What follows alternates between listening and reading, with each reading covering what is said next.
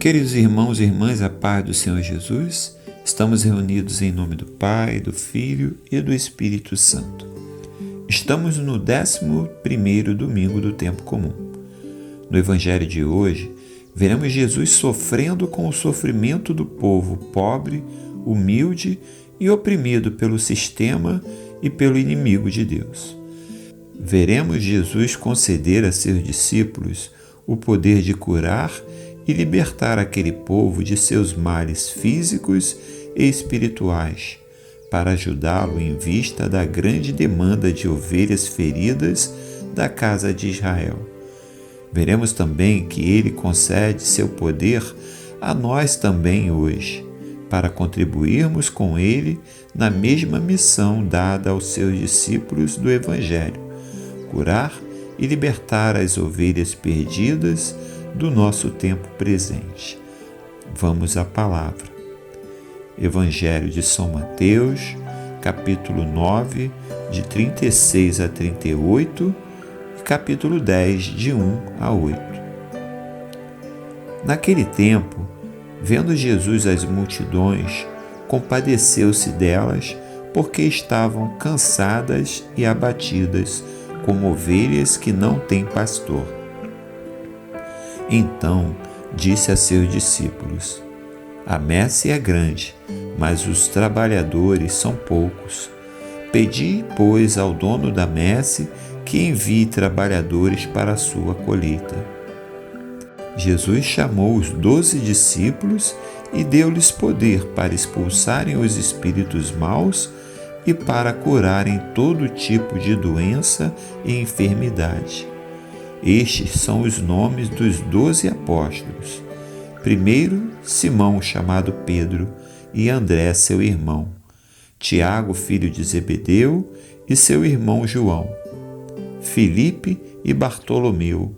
Tomé e Mateus, o cobrador de impostos. Tiago, filho de Alfeu e Tadeu. Simão, o zelota. E Judas Iscariotes, que foi o traidor de Jesus. Jesus enviou estes 12 com as seguintes recomendações: não deveis ir aonde moram os pagãos, nem entrar nas cidades dos samaritanos. Ide antes às ovelhas perdidas da casa de Israel. Em vosso caminho anunciai: o reino dos céus está próximo. Curai os doentes, ressuscitai os mortos, purificai os leprosos, expulsai os demônios. De graça recebestes, de graça deveis dar. Palavra da salvação, glória a vós, Senhor. Queridos irmãos e irmãs, no Evangelho desse domingo, vemos Jesus comovido com a situação do povo que o seguia.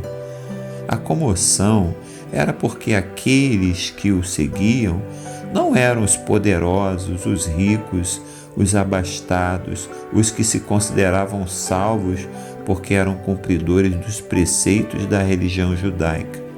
Não, mas os pobres, os famintos, sem teto, leprosos, coxos, cegos, sem dignidade, desprezados pela elite dos fariseus e doutores da lei. Com certeza, não era algo bonito de se ver.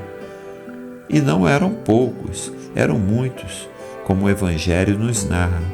Vendo Jesus as multidões, compadeceu-se delas. Todas essas pessoas nessa situação viam em Jesus a restauração de sua dignidade humana, pois ele falava para eles. Sua mensagem era restauradora para essas massas de pessoas. Vimos no Evangelho de domingo passado que o caráter de Deus é ir atrás dos pecadores, dos doentes que precisam de remédio, e não dos que se consideravam com saúde, sãos. O Evangelho de hoje nos prova isso, porque eram essas pessoas que procuravam Jesus, porque suas palavras confortavam o coração deles e os reconciliava com Deus, dava-lhes esperança e a certeza na salvação. coisa que era exclusividade da elite dos fariseus e doutores da lei. Mas aquele povo precisava também de ver suas necessidades sendo resolvidas. Digo, suas enfermidades, a fome de alimento mesmo, de libertação da opressão do inimigo de Deus. E Jesus não lhes dava somente palavras de vida eterna, o que era o mais importante, mas suprimia também essas necessidades mais básicas. Jesus curava as doenças físicas do povo, que em muitos casos os doentes eram obrigados a viver fora da cidade para não contaminar os outros, como era o caso dos leprosos. Expulsava os demônios que a religião dos judeus não tinha autoridade para expulsar. Multiplicava os pães e peixes para alimentar o povo. Tudo isso fazia porque era Deus, porque Ele e o Pai eram um com o Espírito Santo. Queridos irmãos, a quantidade de pessoas que acorriam a Jesus era muito grande para somente Ele dar conta, pois apesar de sua divindade, Ele era fisicamente um homem como eu e você, sujeito às limitações humanas. Então, Ele reúne os discípulos a fim de dar-lhes autoridade para eles também realizarem esses milagres. A autoridade que era de Jesus não fica em exclusividade para Ele, mas Ele dá gratuitamente àqueles que querem colaborar na construção de seu reino. É preciso reconciliar as pessoas com Deus. Por isso, ainda hoje, concede esse poder a nós também, para ajudá-lo na construção de seu reino. Ele não precisa, mas quer contar conosco também.